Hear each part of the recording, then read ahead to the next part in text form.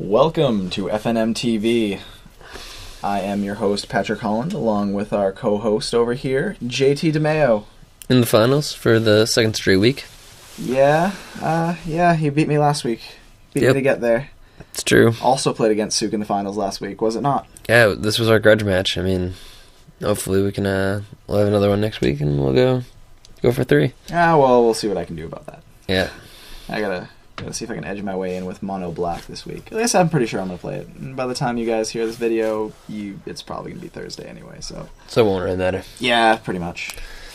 So yeah, we got the opening hands going on over here. Souk's playing his blue-white Venser Tapout, which can make for pretty long games. It can definitely make for pretty long games. I mean, the longer the game goes, the better it is in his favor. Yeah, the more misplays anybody else will make. I mean, that's typical, the introductory whenever you're getting into control. Especially versus Boros. But I mean, I won the roll because I'm just really good. You're really good like that, I can tell. I'm really skilled. That's pretty good. And it takes how much skill to win a dice roll, like, percentage-wise? I mean, like, I don't know, man. I mean, it takes a lot of skill. Like, I'd say at least, like, 50% of my skill goes in the dice rolls. 50%?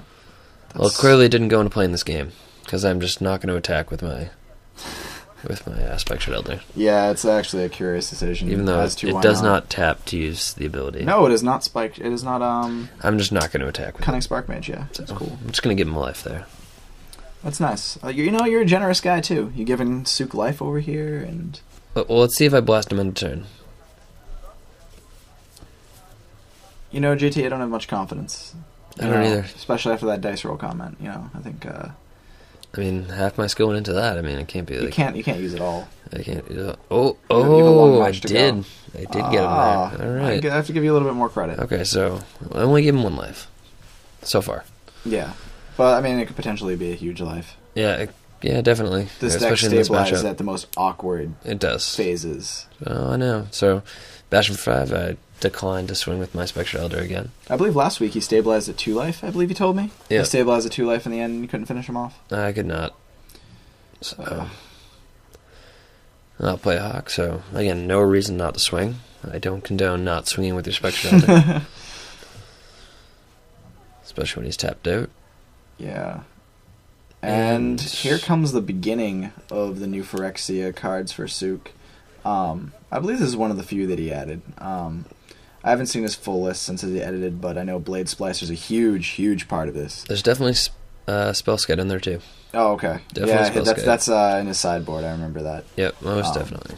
That Blade Splicer gives his deck, which normally takes till about turn 6 to go aggro, it gives him a nice early turn 3. Yeah, turn 3, turn 4 push. Yeah, and if you decide to overextend, a great play with Venser. You end up blinking the Blade Splicer. You swing with your Golem, no matter even if it isn't to death.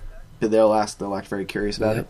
Then you play your Day of Judgment, and you get your Blade Splicer back in a turn with another Golem. I mean, here's the first misplay. I mean, this is just not seeing the cards yet, I think.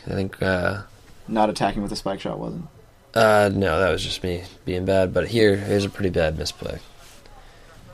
That has first strike because the Blade Splicer, you don't realize it, so I had to trade, and I don't even realize that I still could have blasted the guy with the Spike Shot Elder. And saved your guy. And saved my guy, which is actually, like, pretty big.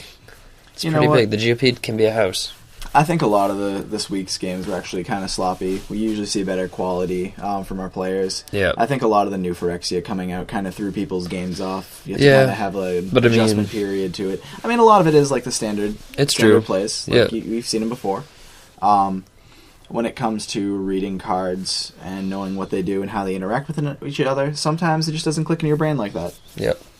I mean, Gideon Jura there. Usually bad news for Boros deck. Gideon Jura does a lot. He definitely does, but I'm going to blast his dude here. I'm not going to forget that time. I'm not going to misplay that bad. You're a good player, JT. Yeah, when I decide to swing Spectral Elders. And I will Gideon out. Legend Rule is effective with Planeswalkers. No, bash for 3. Putting him down to 3 here. Yep. So he needs a flyer and removal. Or just plain removal. I mean, even if I had swung, if he has day here, I lose. I don't know about lose. That's a bit excessive. Still, he's at 3 life. You top deck a bolt at any point in the game. Yep. He just gets a lot. I mean, if he goes day and then next turn that. Yeah. I might still get him with the Hawk, but you're staring down 10 damage a turn. You have 2 turns really to 3. Hawks, they can't swing. Gonna swing with the Hawks. He's gonna take 2. Puts him at 1 and blast him. There you go. That was a quick game. It was a quick game. That was about 4 minutes, not even. Yep, that's Boros for you. Boros gets in there. They dig deep and they put you deep right in that hole that they just dug. It's true, and what is that? I don't know what that is. That is. It's not. I didn't see that in the preview. It's not stock for Boros. I'll tell you that much. No, I don't think so. Definitely not. If that was a card, what ability would it have?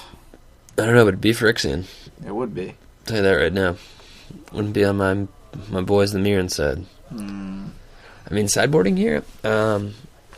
Generally, I don't have a way to deal with the the Sun Titan. So, again, Spark Mage Collar is added in. The colors, even if I can't find room for all the Spark Mages, it still goes in because of the Spectral Elders.